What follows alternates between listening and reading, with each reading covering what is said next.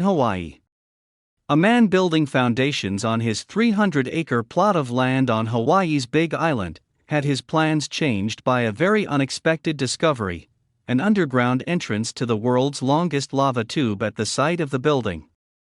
Harry Schick, originally from Pittsburgh, Pennsylvania, has now been a tour guide for almost 30 years. He relocated to Hawaii for college in 1984 and moved to the Big Island and bought a piece of land in 1991. Many years later, we find out, when we're ready to start foundations for the house, that we have access to the lava tube, Mr. Schick, 59, told the Epoch Times. There's an upper passage that comes to my lot but runs parallel to the surface. Mr. Schick's plot lays above KAZUMURA Cave, the world's longest and deepest lava tube, located on the eastern slope of Kilauea, the most recently active volcano on the Big Island. KAZUMURA Cave is thought to have been formed by lava flow from a volcanic eruption around 500 years ago, and runs 45 to 50 feet below the surface of the Earth, is over 40 miles long, and 3,614 feet deep. One of the earliest records of the cave dates from 1966, when one of its entrances was earmarked as a fallout shelter. In 1995, it was a surveyor who first learned that an entrance to the cave lay beneath Mr. Schick's property and told him in the nick of time. There was no house yet. He was trying to get in touch with us to let us know what we were about to build on top of, Mr. Schick said. He gave me directions as to how to find it from the neighboring lawn. My first question to him was, "Do you think I can make my foundation bigger to distribute the weight better?" He didn't know, but that's what I did.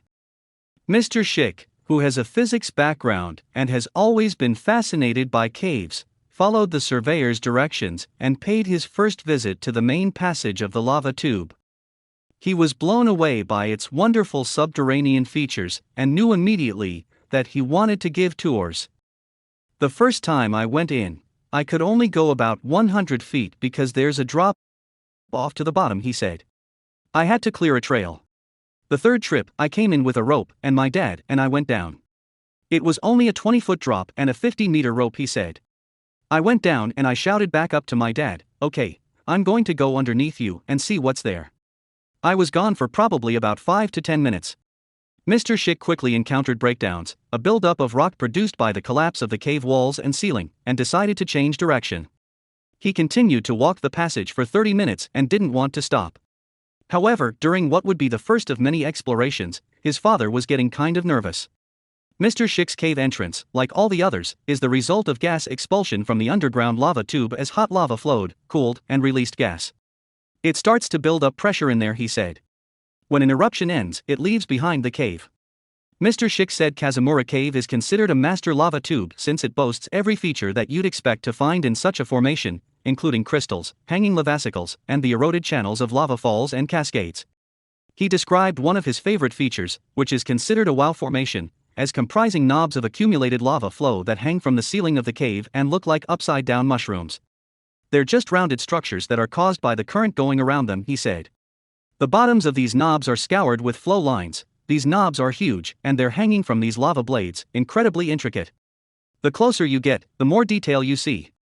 Mr. Schick has explored around 25 miles of the underground cave network so far.